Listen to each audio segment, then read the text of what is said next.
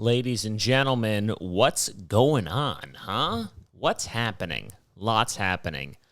It's a Sunday morning, got some rest, feeling caffeinated, feeling pretty fucking good. I got a poop brewing in my bowels, but that's for later. That's not for you folks, okay? That is not for you. Had a show last night, went pretty well, and a lot of ethnic people in the audience, and I do well at those shows. Like, I do well in those rooms, and I think it's because I do a lot of accents. I like doing accents. I've always been able to do them, and I don't like that it always works because it makes me feel like, I don't know, it's like a fucking gimmick or something, but it does work, and like if I do like a Spanish accent or something like that, the Spanish people in the crowd love it. Like, they're like, oh my God, this is so funny. You know who doesn't love it? White people in Brooklyn. They don't like it at all. And that just bothers me so much because when you go out to Brooklyn and you do these, white hipster, 20, 21-year-olds who just look at you and you're just like, man, you're boring. You're so boring. There's so many people in like these people, in like Bushwick who, and if you're not from New York, it's just picture the place where, I don't know, somebody could like wear a trash bag and like spray paint a penis on it and someone would walk down the street and pass them and be like, oh my God, dude, that's so fire. Where'd you get that? Who designed that? It's like, I'm homeless. I'm a homeless individual. I use this for warmth, and these shoes are not trendy. It's so annoying. But, you got to deal with it. It is what it is. I also don't like when people say that. So, yeah, man. How about this Olympic story, huh? Simone Biles. That's how you say her name, right? Simone Biles quit the Olympics, or she withdrew, whatever the correct term is. I don't like. She did quit, right? I mean, I see people saying it like, there's a lot of people have a lot of strong opinions about this young lady. Whether she quit, she didn't quit. I don't care either way. It's gymnastics. I don't have a dog in the fight. But it does seem like she quit, which is quit. Why do? Who cares? Who honestly saw that and deeply cared? If you deeply cared that Simone Biles quit the Olympics, then that's on you, man. That's on you. And she says, I didn't quit. My mind and my body were not in sync. Those were the words she used, which, fair. But that's kind of what happens when you quit. Your mind, I guess, gives up. But I don't think that's really what happened. I don't think she just was like, nah, I don't want to do this. Because you have to remember what it is she's doing. She's doing like high-level gymnastics. Like, I feel like you got to be 100% to do that, right? Otherwise, it's very dangerous. So whether she was feeling 100% or not, that's besides the point. But if you're not, and you're going to do the dangerous thing, that seems irresponsible to me. You know what I mean? I feel like that's like what's missing from all this. People think like, oh, she's not feeling it, so she's just going to back out because she would get a low score otherwise. Which maybe that's the case. Or maybe if you try to do a 13 triple backflip Lutz thing, you would break your shit. That could also happen. Like, did you see the movie, the documentary Free Solo with Alex Honnold? It's one of my favorite documentaries, one of my favorite movies that exist. And so he tries to free solo El Capitan. It's like the craziest fucking rock face in the world, and he tries to do it without ropes, without anything. Super dangerous. You got to be 100% there mentally. And on the first, he like trains, obviously, trains for like a year and a half. And on the first go, he's just not feeling it. He's like, this doesn't feel right. It's stupid. And he comes back down. Nobody was watching that and being like, wow, this quitter piece of shit. They were like, yeah, why would you do it in the first place? Of course you're going to fucking come down. Now, obviously, that's a different, level of danger that we're talking here. But I think that's what's going on. I think that she's like, hey, I don't want to break my shit. And also, I don't want to, if I do break my shit, it's going to hurt my team and hurt their score and their chance of winning a goal. I get it. I get it. But what I don't like is this weird spin, this weird mental health spin that we fucking put on everything now. Everything gets the spin of like, well, it's just for your mental health.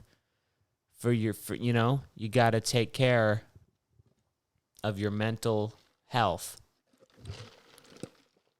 I don't know. It seems I don't think it didn't seem like that. It didn't seem like she had a psychotic episode and, she had a schizophrenic breakdown and she's like, "Hey, maybe I shouldn't do this." Sneeze is coming. Fuck. COVID. Yeah. Like that. I don't know. I think she just, she withdrew. And obviously, what the fuck do I know? I'm not her. I'm not at the Olympics. I don't know what it takes to be at the Olympics or to do fucking gymnastics. Probably very difficult. And it probably was a hard decision.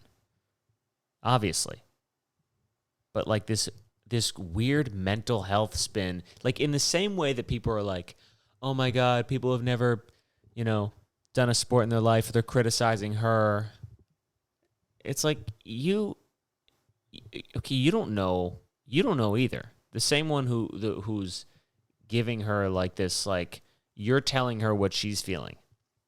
You're telling her, oh, well, she's obviously mentally not there. She had a huge mental health crisis and this, and this. Like that, I don't think that helps either. No one's really going to know what the fuck she's going through except her. But it is amazing to me how far everyone has come and how far like culture has come in terms of how we view mental health. Because let me tell you something.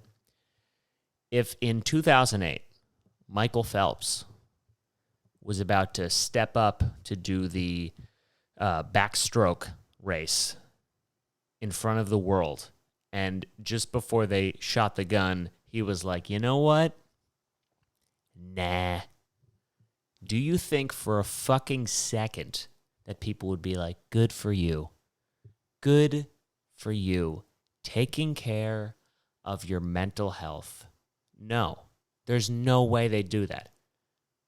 This country would be like, get back on that little stand and flap your little fins, Michael. Okay? Bring home the gold. I think what it really is not like, the real most important thing is that we're taking care of our mental health. I think we just don't care about the Olympics as much. Is that possible? I mean, think about what, like, the Olympics in 2008 and before, it was a much bigger deal. There wasn't a shit ton going on. But, like, you could just ignore the Olympics and nothing would be. I feel like I haven't seen anybody in real life. I haven't seen anybody watch it, like really watching the Olympics. Not like it was. Like it was a huge deal back in the day. But now, it was like Michael Phelps was pretty much he was the Olympics. Michael Phelps was the Olympics.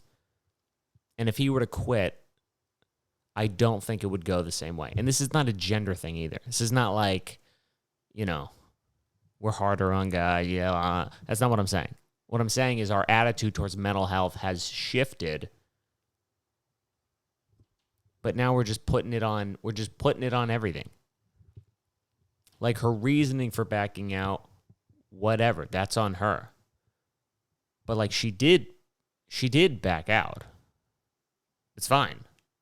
She backed out. But like the people who are saying she didn't back out, I don't know what you Call it then. She's not competing. You know?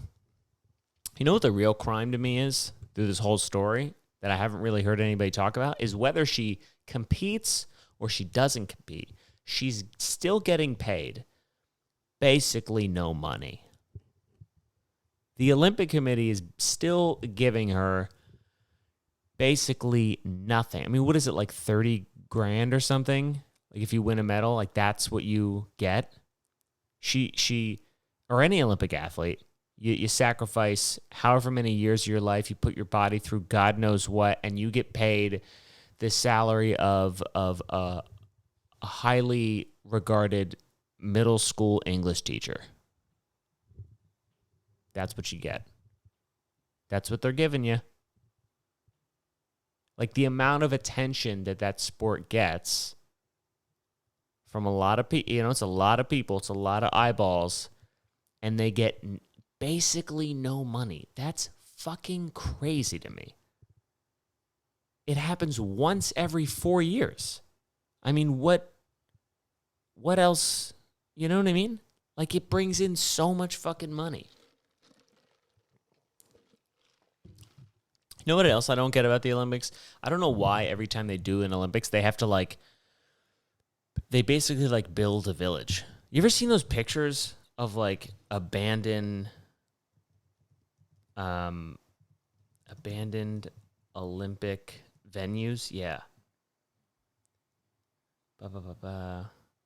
These images of abandoned Olympic venues are haunting.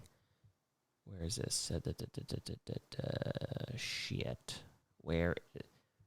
Oh, yeah, Rio. Like, they have stadiums in Rio that are they're just empty. Like, they're it's like I Am Legend in there. Like, the pool is all, dry and the lights are not working. Like, it's just, yeah, Sochi in Russia. They're just broken down buildings. You know what I mean? I feel like they should build a village, if they're going to build, or why don't you just have it in a place, why do we have to keep trading? How about we just build one sick-ass fucking Olympic village and a bunch of stadiums in one place, and then we just do it there? Why do we have to, why does every country, you know what I mean? I don't know. I get it. You want to spread the wealth a little bit. But if you're just going to ditch, you shouldn't be able to have the Olympics if you're just going to ditch your fucking stadiums afterwards. Because there are countries I feel like we wouldn't do that. I feel like, and I don't even know if we've had the Olympics. That's how little I pay attention to it. But I feel like we would use them at the very least, even if we don't turn them into a fucking football stadium, we turn it into a mall. If we had Olympic stadiums, we would turn them into malls afterwards. You'd walk through, you'd see the little rings, and an even bigger sign next to that would be the McDonald's logo. That's what we would do. But these countries where they just build all this shit and then it just gets overtaken by land, I mean, it looks like Jurassic Park. It's crazy. Beijing, Athens, it's just a stadium in the middle of the desert. Just, did nobody think? I mean, how long did the Olympics last? A month? How long do they last? Let's look. How long do the Olympics last? 17 days. The Olympics last 17 days, and we're building fucking 9 stadiums over the course of however long. Wow. It is not that important. I mean, God bless all the athletes, everybody who's a part of it. It's cool. Sports are fun. They are fun. I really enjoy them. I'm a decent athlete myself, I haven't played sports in a very long time, but I'm athletic. I appreciate it. I do. But I don't if you go into any other if you business, if you were to have if every 4 years there was a big business conference, big business conference that got a lot of attention, and we just built a skyscraper for all the business people to come and meet, and then afterwards we were yeah, no more. No more skyscraper. We don't need it. Just have it sit there. It looks nice. Just have it sit there. Are we going to like clean it? Are we going to still wash the windows and keep the lights on? Nah. Just going to let it sit there. Right? I mean, am I crazy? Let's turn them into malls. Or how about like housing? You know? What's the housing situation in fucking Sochi right now? Dude, remember that was a weird Olympic Games. I don't know how the fuck you say it. That was a weird one because that was the first. Because we're having the Olympic Games in Russia, and Russia was like very anti-gay, and there were a lot of gay athletes. And I remember there was this story about like Russian hackers that were like hacking. It was like one of the first jokes that I told. It's one of the very first jokes I told. It was like about Russian hackers who were hacking into the computers of the Olympic athletes and sending them like death threats and saying we're gonna come after you and get out of here and all this stuff. And the joke was basically like, you're a bunch of Russian hackers and your plan is to come after a bunch of physically prime Olympic athletes. Like, good luck. That was the gist of the joke. Probably wasn't that great, but that was a weird one. I don't even remember who was Michael. When was the Sochi Olympics? Sochi Olympics. Oh yeah, that was the big doping one. That was the one where that with the documentary and the I forget the name of it, but you saw it. Yeah.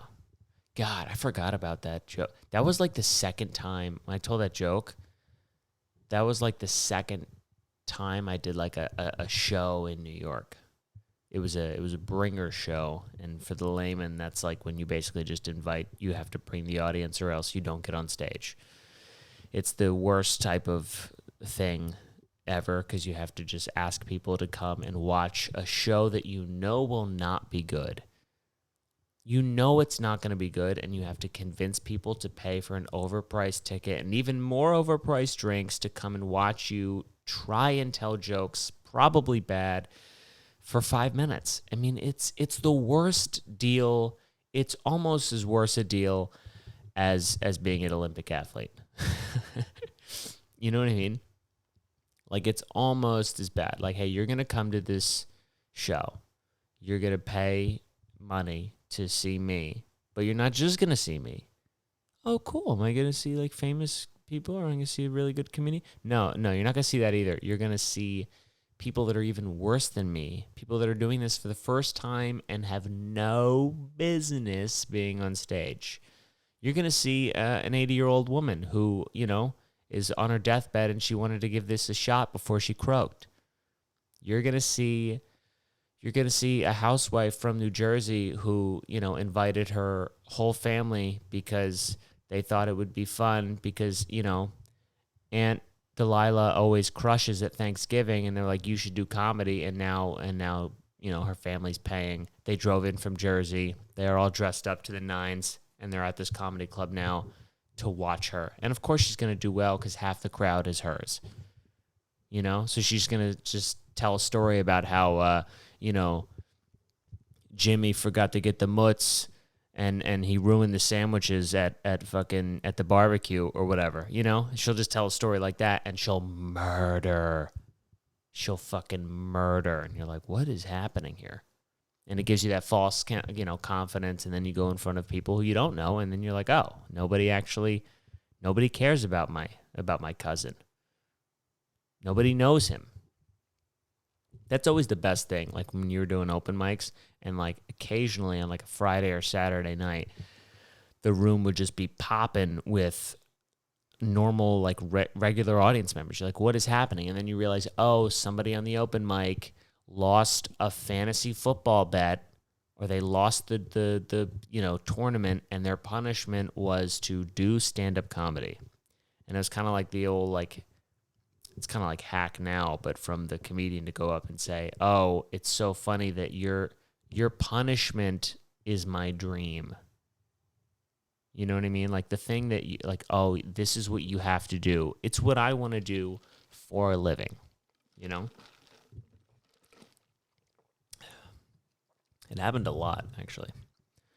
I was actually thinking about like the first time for that, like that exact show where I said that Olympic jokes, the Olympic joke, because I did an open mic last night, and there was a guy who I've never seen before, so he's probably new, and he had a Batman T-shirt on. And when I did that show where I told the Olympic joke, I was wearing a Batman T-shirt. And I was like, this is fucking cool. I had hair back then. Like I had a different, my confidence level was different, and it was worse because it was like kind of a false confidence, and I didn't know how to just, be a person. And so like, it was just so much more aggro, I was like nervous about losing my hair.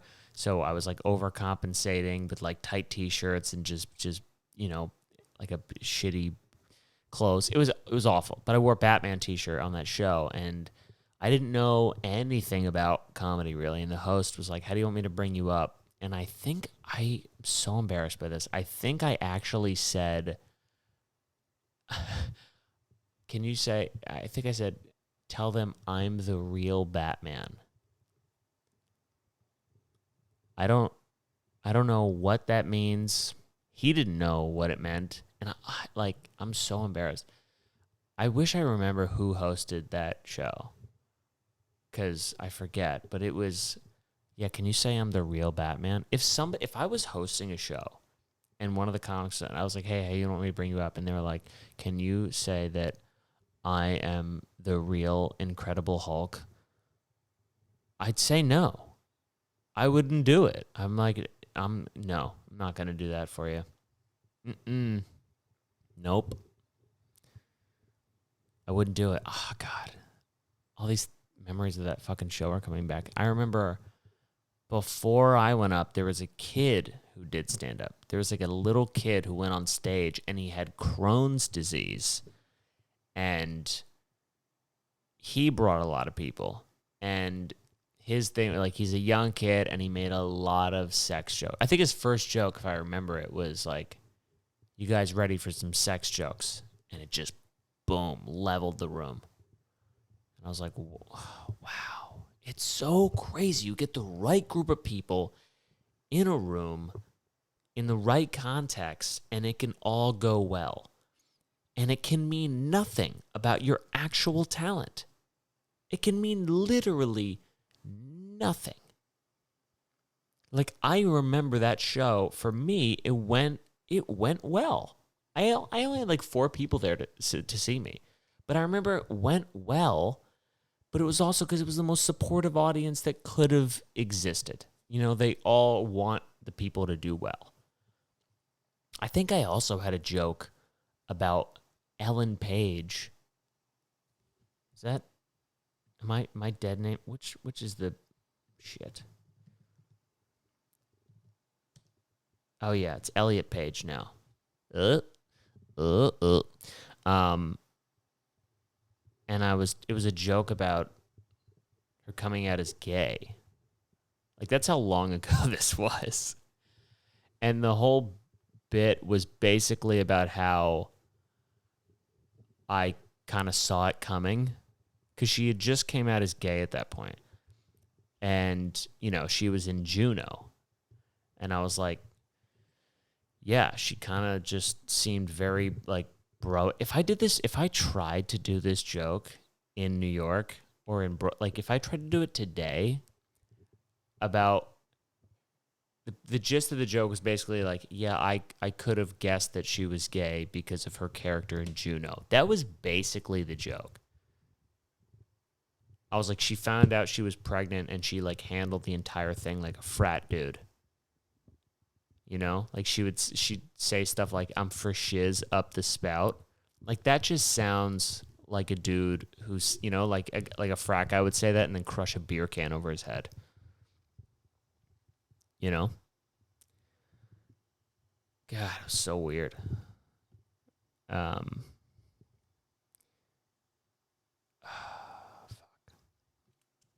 But anyway,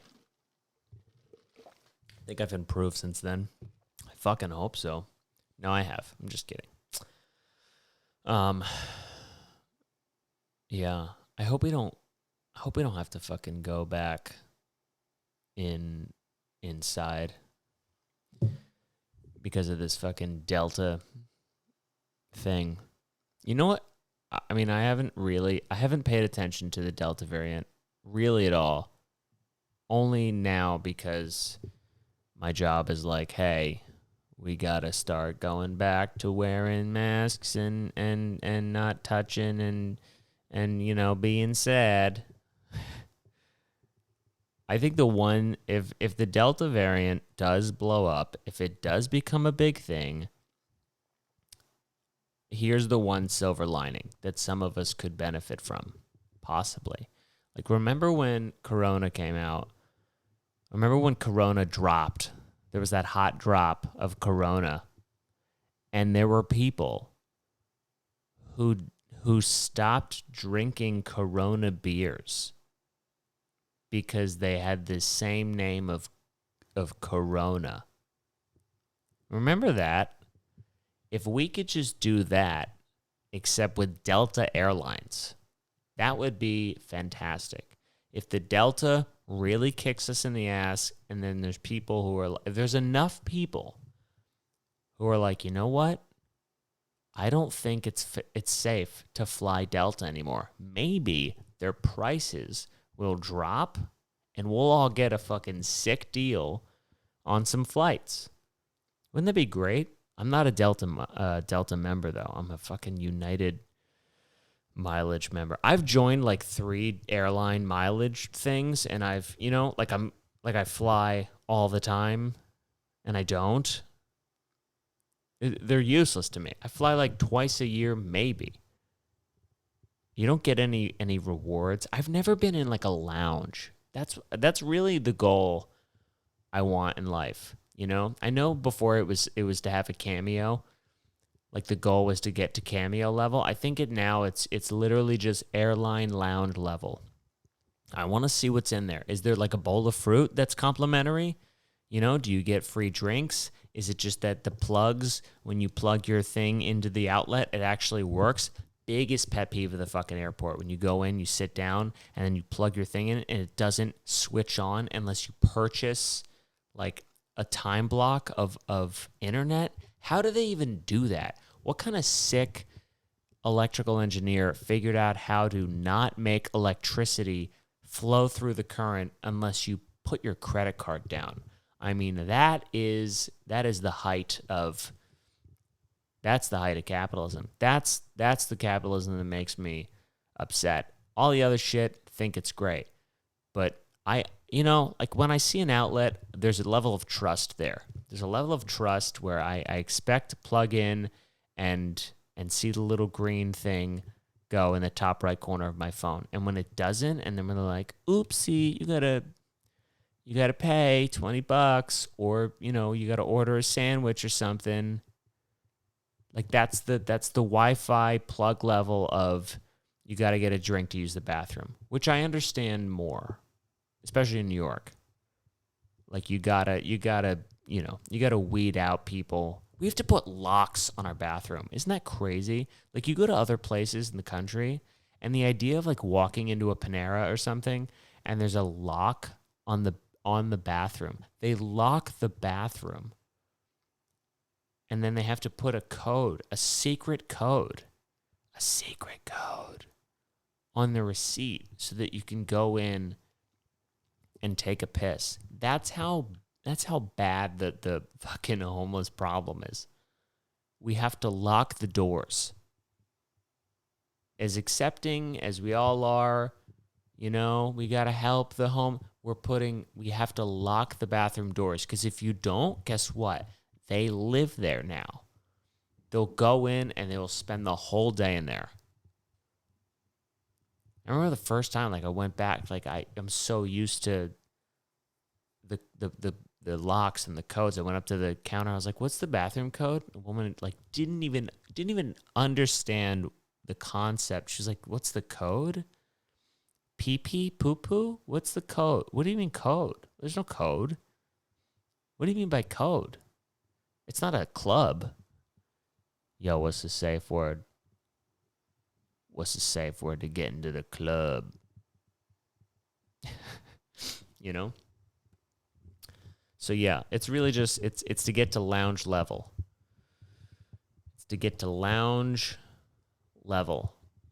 Or it's to get to a level that's so big. Maybe I should shoot bigger. It's to get so big that I get known for doing a thing, and then when I quit and don't do the thing, the whole world explodes. You know? It is so crazy how like the like if you look the way the media covers something like this Olympics, like Simone Biles story, like she pulls out and it's like Free Britney no longer exists. Isn't that crazy? Like if this story keeps going, Free Britney does not exist. You can't see one. There's not a single tweet about it.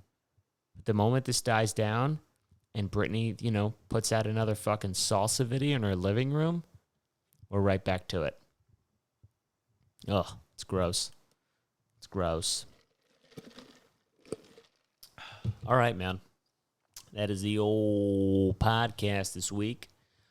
August 11th, if you're in New York and you want to come to a good comedy show, August 11th at Tara Rose Bar at 7:30. We're going to have a good old comedy show. If you want tickets, click the link in my Instagram bio or follow. How about you follow Yarbar Comedy and click that link in that Instagram bio and grab yourself a ticket. Come on out. Have a good time. And if you don't live in New York, come here. That's what we need in New York is more people. So yeah, make the drive. Thanks for listening, and we'll see you next week. Peace.